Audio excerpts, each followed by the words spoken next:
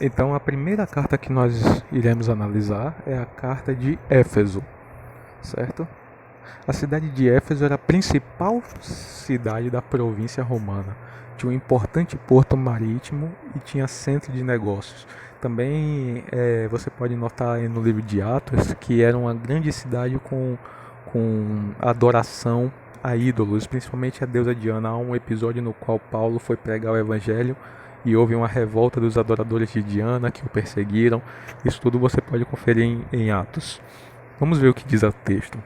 Ao anjo da igreja de Éfeso escreve: Estas coisas diz aquele que conserva na mão direita as 7 estrelas, que anda no meio dos 7 candeeiros de ouro. Conheço as tuas obras, tanto o teu labor quanto a tua perseverança, e que não pode suportar homens maus, e que puseste à prova os que a si mesmos se declaram apóstolos e não são, e os achaste mentirosos, e tem perseverança, e suportaste prova por causa do meu nome, e não te deixaste esmorecer. Tenho, porém, contra ti que abandonaste o primeiro amor. Lembra-te, pois, de onde caíste, arrepende-te, e volta à prática das primeiras obras. E se não, venho a ti e te moverei o teu lugar do teu candeeiro.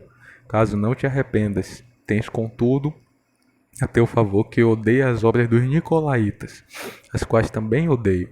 E quem tem ouvidos, ouça o que o Espírito diz às igrejas.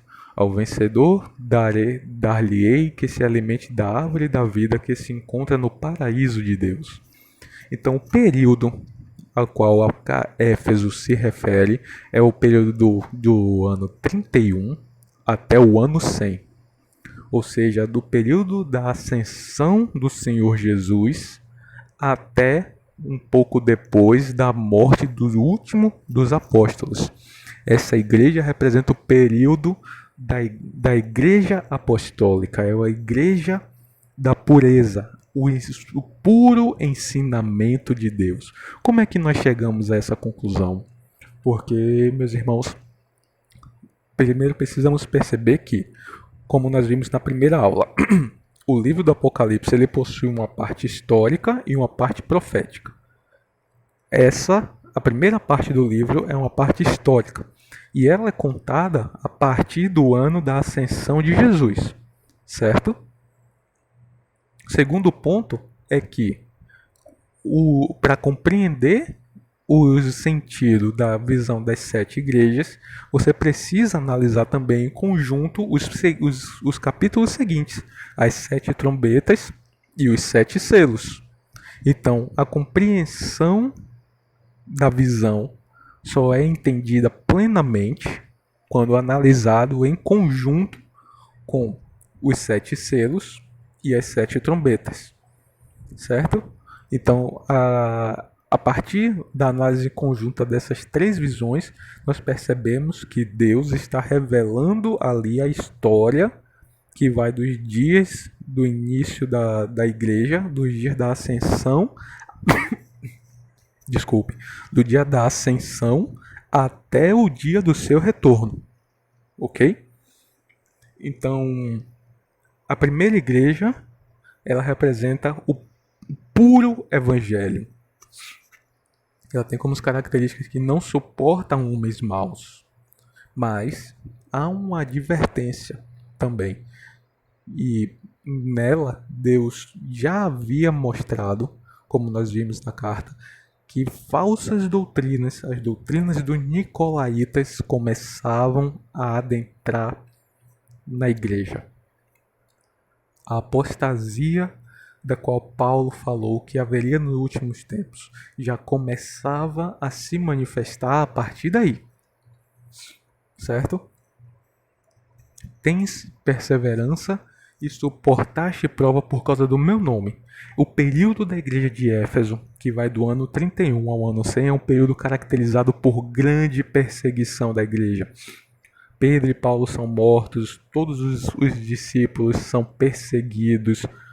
A culpa pelo incêndio de Roma é colocada sobre os cristãos falsamente. No ano 70 aconteceu a destruição do templo de Jerusalém, profetizada em Mateus capítulo 24. era comum nesse período os crentes serem queimados em fogueira e lançados para serem devorados por feras. Então, milhares de cristãos foram mortos durante esse período. Um outro elogio que é feito é que eles odiavam as obras dos nicolaítas. Quem é o nicolaíta? Muitas pessoas acreditam que nicolaíta vem da origem a São Nicolau, que hoje nós conhecemos como Papai Noel, e por isso nós não podemos celebrar o Natal, mas não é isso. Os nicolaítas são uma doutrina herética que iniciou naquele período, na qual eles diziam que havia uma separação entre a carne e o espírito. E isso era influência do paganismo grego. Então, eles diziam que não importavam as obras da carne, o que a gente fazia, porque o espírito é que importava para Deus. Então, eles pregavam que era possível você ter relações sexuais com diversos parceiros, comer o que quisesse, fazer o que quisesse, porque era o espírito que habitava que seria salvo. Isso é totalmente contrário aos ensinamentos de Deus. Nós vemos pela Bíblia que aquele que conhece a Deus, ele anda em boas obras. Ele anda na luz como o Senhor Jesus. Ele obedece aos mandamentos. As boas obras a qual o apóstolo Tiago fala em sua carta são exatamente as obras de justiça, ou seja, os mandamentos que Deus preparou para que nós andássemos nela. Lâmpada para os teus pés e luz para o teu caminho é a tua palavra. Então, quem anda na justiça de Deus, quem segue os mandamentos de Deus, anda em boas obras, anda na luz, anda na justiça e segue a Jesus, é imitador de Cristo. Então, a reprovação é que a igreja começava a abandonar o primeiro amor, ou seja, diversas doutrinas pagãs começavam, e não só doutrinas, mas também costumes seculares começavam a entrar na igreja. E o conselho que Deus tinha para essa igreja, para esses cristãos desse período, era: arrepende-te e volta às práticas das primeiras obras. A promessa é de se alimentar da árvore da vida que se encontra no paraíso de Deus. E nós vamos ver que essa árvore da vida, que também é mostrada em Gênesis, ela tem um significado muito bonito e muito mais profundo. Não é apenas uma árvore. Nós iremos estudar isso com mais profundidade quando chegarmos nos capítulos 21 e 22. Então, meus irmãos, o período profético da igreja de Éfeso, ela representa o período da primeira igreja. Interessante também que, se você reparar, todas as igrejas, todas as cartas às igrejas, elas também podem ser aplicadas à nossa vida pessoal. Você percebe que há um movimento de crescimento ao longo das cartas, um crescimento espiritual e depois um declínio espiritual. Ou seja, em momentos da vida do cristão, ele está forte na fé, em momentos ele está fraco na fé. Depois ele volta a ser forte na fé, depois volta a ser fraco na fé. Então, é uma dupla aplicação, tanto na história quanto na nossa vida também. O segundo período é a carta de Esmirna. A segunda igreja é a carta de Esmirna. Ao anjo da igreja de Esmirna escreve: estas coisas diz o primeiro e último, aquele que esteve morto e tornou a viver. Conheço a tua tribulação, a tua pobreza, mas tu és rico, e a blasfêmia dos que em si mesmos se declaram judeus e não sendo, antes sinagoga de Satanás. Não temas as coisas que tem de sofrer, eis que o diabo está para lançar alguns dentre vós para ser exposto à prova, e terei tribulação de 10 dias. Ser fiel até a morte, dar-te-ei a coroa da vida. Quem tem ouvidos, ouça o que o Espírito diz às igrejas.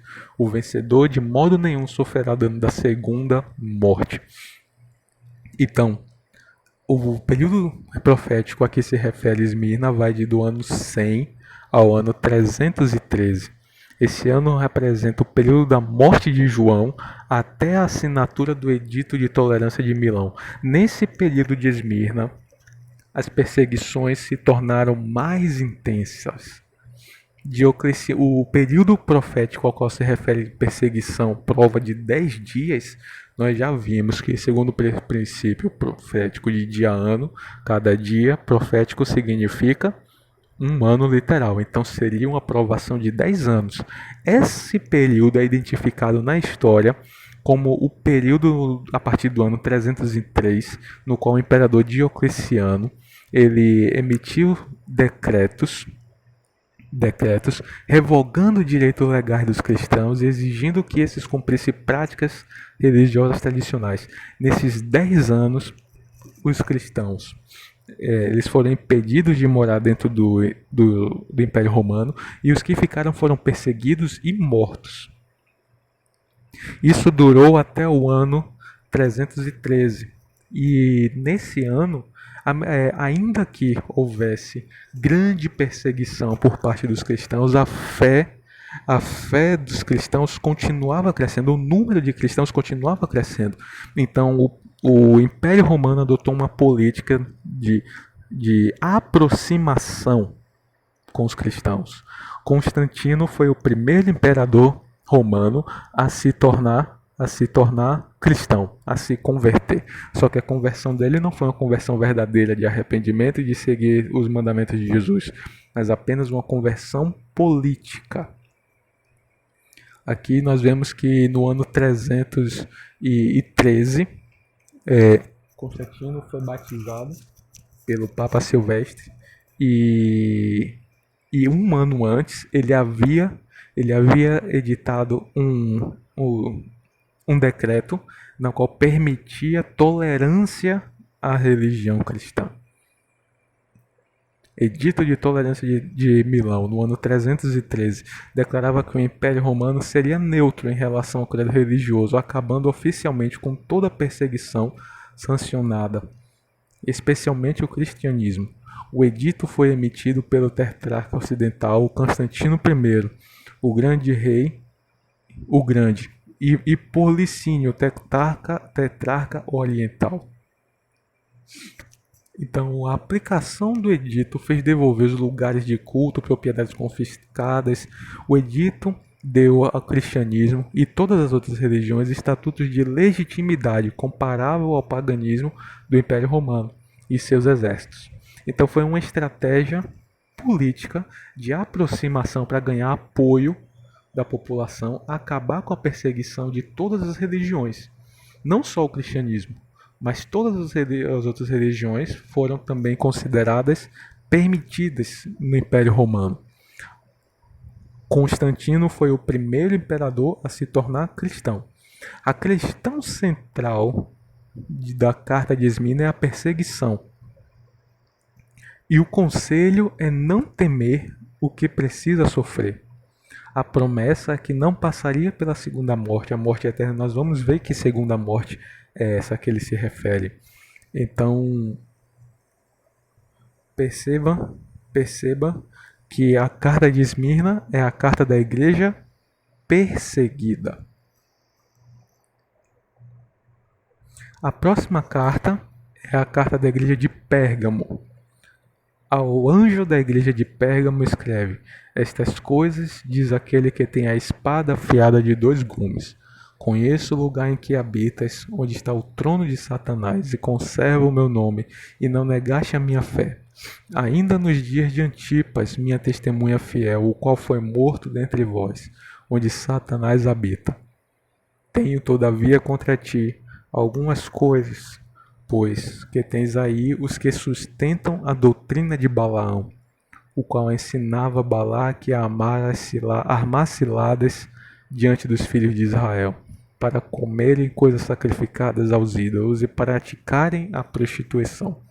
Outro sim, também tens tu os que da mesma forma sustentam a doutrina dos nicolaítas. Portanto, arrepende-te, e se não, venho a ti sem demora, e contra eles pelejarei com a minha espada da minha boca. Quem tem ouvidos, Ouça o que o Espírito diz às igrejas. Ao vencedor, dar-lhe-ei o maná escondido, bem como darei uma pedrinha branca. Sobre essa pedrinha é escrito um novo nome, o qual ninguém conhece, exceto aquele que o recebe. Então, a carta de Pérgamo é uma carta que tem muito simbolismo. Nós iremos analisar cada um destes simbolismos no próximo estudo. Que Deus os abençoe, os guarde, os proteja e que nós possamos sempre atender aos conselhos de Jesus. Um forte abraço e até o próximo estudo.